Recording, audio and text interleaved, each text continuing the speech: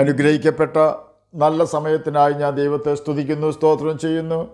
ദൈവവചനം ശ്രവിച്ചുകൊണ്ടിരിക്കുന്ന എല്ലാ ദൈവമക്കൾക്കും വീണ്ടും വരാമെന്ന് അരുളി ചെയ്തവനായ കർത്താവായ യേശു ക്രിസ്തുവിൻ്റെ ധന്യനാമത്തിൽ ഞാൻ എൻ്റെ സ്നേഹവന്ദനം അറിയിക്കുന്നു. ഇന്നത്തെ അല്പസമയത്തെ ചിന്തയ്ക്കായി 81 സങ്കീർത്തനം 13 വാക്യം നമുക്ക് വായിക്കാം. അയ്യോ, എൻ്റെ ജനം എൻ്റെ വാക്ക് കേൾക്കുകയും ഇസ്രയേലിൻ്റെ വഴികളിൽ നടക്കുകയും ചെയ്തുവെങ്കിൽ കൊള്ളായിരുന്നു. അനുഗ്രഹിക്കപ്പെട്ട ഒരു വേദവാക്യമാണ് നാം കേട്ടത്. ഇസ്രായേൽ മക്കൾക്ക് ദൈവം കൊടുത്ത ഒരു വാഗ്ദാനമാണ് പുറപ്പാട് പുസ്തകം 19 അധ്യായം 5 വാക്യത്തിൽ രേഖപ്പെടുത്തിയിരിക്കുന്നത്. നിങ്ങൾ എൻ്റെ വാക്ക് കേട്ടനുസരിക്കുകയും എൻ്റെ നിയമം പ്രമാണിക്കുകയും ചെയ്താൽ നിങ്ങൾ എനിക്ക് സകല ജാതികളിലും വെച്ച് പ്രത്യേക സമ്പത്തായിരിക്കും. പുറപ്പാട് പുസ്തകം 19 അധ്യായം 6 വാക്യത്തിൻ്റെ ആദ്യ ഭാഗത്ത് പ്രകാരം രേഖപ്പെടുത്തിയിരിക്കുന്നു. ഭൂമിയൊക്കെയും എനിക്കുള്ളതല്ലോ, നിങ്ങൾ എനിക്ക് പുരോഹിത രാജ്യത്വവും വിശുദ്ധ ജനവും ആകുന്നു. പുറപ്പാട് പുസ്തകം 19 അധ്യായം 5 വാക്യത്തിൽ നാം കേട്ടു, നിങ്ങൾ എൻ്റെ വാക്ക് കേട്ടനുസരിക്കുകയും എൻ്റെ നിയമം പ്രമാണിക്കുകയും ചെയ്താൽ നിങ്ങൾ എനിക്ക് സമ്പത്തായിരിക്കും, അഥവാ നിക്ഷേപമായിരിക്കും എന്നാണ് കർത്താവ് ജനത്തിന് കൊടുത്തിട്ടുള്ള വാഗ്ദാനം. ഈ വാഗ്ദാനം അന്ന് ഇസ്രായേൽ മക്കൾക്ക് കൊടുത്തുവെങ്കിലും ഇന്ന് ഈ വാഗ്ദാനം നമുക്കും അവകാശപ്പെടുവാൻ പറ്റും എന്ന് യോഹന്നാൻ എഴുതിയ സുവിശേഷം 1 അധ്യായം 11-12 വാക്യങ്ങൾ വായിച്ചാൽ നമുക്ക് മനസ്സിലാക്കുവാൻ സാധിക്കും. അവൻ സ്വന്തത്തിലേക്ക് വന്നു, സ്വന്തമായവരോ അവനെ കൈക്കൊണ്ടില്ല. സ്വന്തത്തിലേക്ക് വന്നു എന്ന് പറഞ്ഞാൽ ഇസ്രായേൽ മക്കളുടെ ഇടയിലേക്ക് വന്നു എന്നാണ് അർത്ഥം.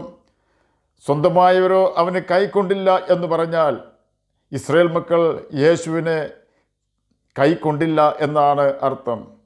അതുകൊണ്ട് യേശുവിനെ കൈക്കൊണ്ട് അവൻ്റെ നാമത്തിൽ വിശ്വസിക്കുന്ന ഏവർക്കും ദൈവമക്കളാകുവാൻ അവൻ അധികാരം കൊടുത്തു. ഈ അധികാരം മൂലമാണ് പുറപ്പാട് പുസ്തകം 19 അധ്യായം 5 വാക്യത്തിൽ നാം കേട്ട വാഗ്ദാനം നമുക്കും കൂടി ഉള്ളതായി തീരുമെന്ന് ഞാൻ പ്രസ്താവിച്ചത്. മലാഖി പ്രവചനം 3 അധ്യായം 16 വാക്യത്തിൻ്റെ അവസാന ഭാഗത്തും 17 വാക്യത്തിലും ഇപ്രകാരം രേഖപ്പെടുത്തിയിരിക്കുന്നു. യഹോവ ഭക്തന്മാർക്കും അവൻ്റെ നാമത്തെ സ്മരിക്കുന്നവർക്കും വേണ്ടി അവൻ്റെ സന്നിധിയിൽ ഒരു സ്മരണ പുസ്തകം എഴുതി വച്ചിരിക്കുന്നു. ഞാനുണ്ടാക്കുവാനുള്ള ദിവസത്തിൽ അവർ എനിക്കൊരു നിക്ഷേപമായിരിക്കും എന്ന് സൈന്യങ്ങളുടെ യഹോവ അരുളി ചെയ്യുന്നു. ഒരു മനുഷ്യൻ തനിക്ക് ശുശ്രൂഷ ചെയ്യുന്ന മകനെ ആദരിക്കുന്നത് പോലെ ഞാൻ അവരെ ആദരിക്കും. എല്ലാവരും വഴിതെറ്റി കൊളരുതാത്ത വഴിയിലൂടെ നടക്കുന്ന കാലത്തായിരുന്നു അബ്രഹാമിനെ ദൈവം വിളിച്ച് വേർതിരിച്ചത്. അന്ന് അബ്രഹാം യഹൂദനോ ഇസ്രയേലിനോ ക്രിസ്ത്യാനിയോ അല്ലായിരുന്നു. ദൈവം അവനെ വിളിച്ചത് അവൻ ദൈവവുമായി യാതൊരു ബന്ധവുമില്ലാതെ ജീവിക്കുന്ന കാലത്തായിരുന്നു.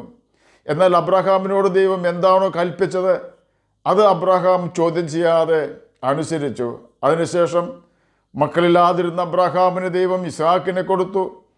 60 വയസ്സ് വരെ മക്കളില്ലാതെ ജീവിച്ച ഇസ്ഹാക്കിനെ 60-ാം വയസ്സിൽ യാക്കോബിനെ കൊടുത്തു. യാക്കോബിന് ദൈവം പേര് മാറ്റിയിട്ടുകൊണ്ട് ഇസ്രയേൽ എന്ന് പേര് കൊടുത്തു. ഈ ഇസ്രയേലിൽ നിന്നും ജനിച്ച മക്കളെയാണ് ഇന്നും ഇസ്രയേൽ മക്കൾ എന്ന പേരിൽ അറിയപ്പെടുന്നത്. കേരളത്തെക്കാളും വളരെ ചെറിയ രാജ്യമായി ഇസ്രയേൽ ഇന്നും ലോക ജനത ഭയപ്പെടുന്ന ഒരു രാജ്യമാണ്. ഇസ്രയേലിന് വേണ്ടി ഇന്നും സ്വർഗത്തിലെ ദൈവം തുണനിന്ന് അവരെ സഹായിക്കുന്നത് കൊണ്ടാണ് അവർക്ക് ലോക ജനതയുടെ മുമ്പിൽ വിജയിക്കുവാൻ കഴിയുന്നത്. ഇസ്രയേലിൻ്റെ ശത്രുക്കൾ അനവധിയാണ്. എങ്കിലും ഇസ്രയേലിനെ ജയിക്കുവാൻ റഷ്യക്കോ ചൈനയ്ക്കോ ഇസ്രയേൽ മക്കളുടെ ശത്രുക്കളായ വ്യക്തികൾക്കോ കഴിയുന്നില്ല. കാരണം ദൈവത്തിന് അവരുടെ പിതാക്കന്മാർ നിമിത്തം ഇന്നും പ്രിയപ്പെട്ടവരാണ്. ഇന്ന് പുതിയ നിയമ ഇസ്രയേലാണ് ദൈവത്തിന് ഏറ്റവും പ്രധാനം. ഇസ്രയേൽ ജനം യേശുവിനെ ക്രൂശിക്കുവാൻ ഏൽപ്പിച്ചു കൊടുത്തവരും വലിയ ഒരു കൂട്ടം ജനം ഇന്നും യേശുവിനെ അംഗീകരിക്കാത്തവരുമാണ്. അതുകൊണ്ടാണ് യോഹന്നാൻ എഴുതിയ സുവിശേഷം 1 അധ്യായം 11 വാക്യത്തിൽ അവൻ സ്വന്തത്തിലേക്ക് വന്നു, സ്വന്തമായവരോ അവനെ കൈക്കൊണ്ടില്ല എന്ന് രേഖപ്പെടുത്തിയിരിക്കുന്നത്. ഇസ്രായേൽ മക്കളാണെങ്കിലും പുതിയ നിയമ ഇസ്രായേലാണെങ്കിലും ഇന്ന് എൻ്റെ ശബ്ദം കേൾക്കുന്ന ഏതൊരു വ്യക്തിയാണെങ്കിലും ദൈവവചനമാകുന്ന ബൈബിൾ വായിക്കുകയും അതിൽ എഴുതിയിരിക്കുന്ന നാം അനുസരിക്കേണ്ട കാര്യങ്ങൾ അനുസരിക്കുകയും ചെയ്യാമെങ്കിൽ നമുക്കും യേശുവിൻ്റെ മകനും മകളുമായി തീരുവാൻ ദൈവം അധികാരം തന്നിട്ടുണ്ട്. ദൈവത്തിൻ്റെ പ്രമാണങ്ങൾ അനുസരിക്കുവാൻ പ്രയാസമുള്ളവയല്ല. കാരണം അനുസരിക്കുവാൻ നാം ആഗ്രഹിച്ചാൽ ദൈവത്തിൻ്റെ ആത്മാവ് നമുക്കതിന് ശക്തി തരും. ബൈബിൾ നാം അനുസരിക്കും തോറും യേശുവിലുള്ള നമ്മുടെ വിശ്വാസം വർദ്ധിക്കുകയും യേശു നമുക്ക് അവനെ വെളിപ്പെടുത്തി തരികയും ചെയ്യും. അപ്പോൾ മാത്രമാണ് യേശു എത്ര സ്നേഹവാനാണെന്നും പെറ്റ തള്ളയേക്കാൾ ഉറ്റവനാണെന്നും നമുക്ക് മനസ്സിലാകുന്നത്. അവനെ നാം അനുസരിക്കുവാൻ തുടങ്ങുമ്പോൾ തന്നെ നമ്മെ പ്രതികൂലത്തിലാക്കുന്ന സാത്താന്യ ശക്തിയെ നാം തിരിച്ചറിയുകയും അവനെ നമ്മിൽ നിന്നും നമ്മുടെ ജീവിതത്തിൽ നിന്നും പുറന്തള്ളുവാൻ നാം പ്രാപ്തരായി തീരുകയും ചെയ്യുന്നു. സകലവിധ പാപവും സാത്താൻ്റെ സമ്പത്താണെന്നും സൃഷ്ടിയാണെന്നും നാം തിരിച്ചറിയുന്നത് യേശുവിൻ്റെ ആത്മാവ് നമ്മിൽ വരുമ്പോൾ മാത്രമാണ്. നാം നമ്മുടെ നിക്ഷേപങ്ങൾ കള്ളൻ കക്കാതെ എപ്രകാരം സൂക്ഷിക്കുമോ അതിനേക്കാൾ ദൈവത്തിൻ്റെ നിക്ഷേപമായിരിക്കുന്ന ദൈവത്തെ അനുസരിക്കുന്നവരെ അവൻ സംരക്ഷിക്കുമെന്ന് നാം മുൻപ് കേട്ടു. തന്നെയുമല്ല, ദൈവത്തെ ഭയപ്പെട്ട് അവൻ്റെ കൽപ്പനകളെ പ്രമാണിക്കുന്നവർക്കും ദൈവത്തെ അവൻ്റെ വചനം അനുസരിച്ചുകൊണ്ട് ബഹുമാനിക്കുന്നവർക്കും വേണ്ടി ഒരു ഓർമ്മയുടെ പുസ്തകം ദൈവസന്നിധിയിലുണ്ട്. ദൈവം ഒരു ദിവസത്തെ ന്യായവിധിക്കായി സൂക്ഷിച്ചു വച്ചിരിക്കുന്നു.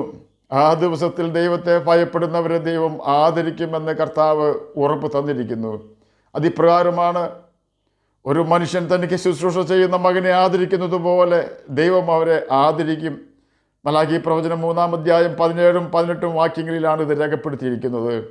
തന്നെയുമല്ല, ശത്രു അവരെ കാണാതെ വണ്ണം തൻ്റെ ചിറകടിയിൽ ദൈവം മറയ്ക്കും. കർത്താവിനെ ഭയപ്പെടുന്നവരുടെ ശുഭകാലം അവസാനിക്കുകയില്ല. മേത്തരമായ കോതമ്പും പാറയിൽ നിന്നുള്ള തേനും കൊണ്ട് കർത്താവ് അവർക്ക് തൃപ്തി വരുത്തും. നാം നിരാശരാകുവാനോ ശത്രുഭയത്താൽ ക്ലേശിക്കുവാനോ ഇടവരാതെ ദൈവം നമ്മെ സംരക്ഷിക്കും. ആകയാൽ നമുക്ക് തമ്മിൽ സ്നേഹിച്ച് യേശു നമ്മെ സ്നേഹിച്ചതുപോലെ പ്രതിഫല ഇച്ഛ കൂടാതെ സ്നേഹിച്ച് എല്ലാവരോടും ക്ഷമിച്ച് ആർക്കെതിരെയും ഹൃദയത്തിൽ ദോഷം ചിന്തിക്കാതെ എല്ലാവരോടും കരുണ കാണിച്ച് നമുക്ക് യേശുവിൻ്റെ കൽപ്പനകൾ അനുസരിച്ച് ജീവിക്കുകയും നിത്യജീവൻ അവകാശികളായി തീരുകയും ചെയ്യാം. അതിന് കർത്താവ് നമ്മെ സഹായിക്കട്ടെ എന്ന് പ്രാർത്ഥിച്ചുകൊണ്ട് ഞാൻ എൻ്റെ വാക്കുകളിൽ നിന്ന് വിരമിക്കുന്നു. നമുക്ക് പ്രാർത്ഥിക്കാം. ഞങ്ങളെ സ്നേഹിക്കുന്ന സ്വർഗീയ പിതാവേ, നല്ല വചനത്തിനായി ഇങ്ങനെ സ്തുതിക്കുന്നു, സ്തോത്രം ചെയ്യുന്നു.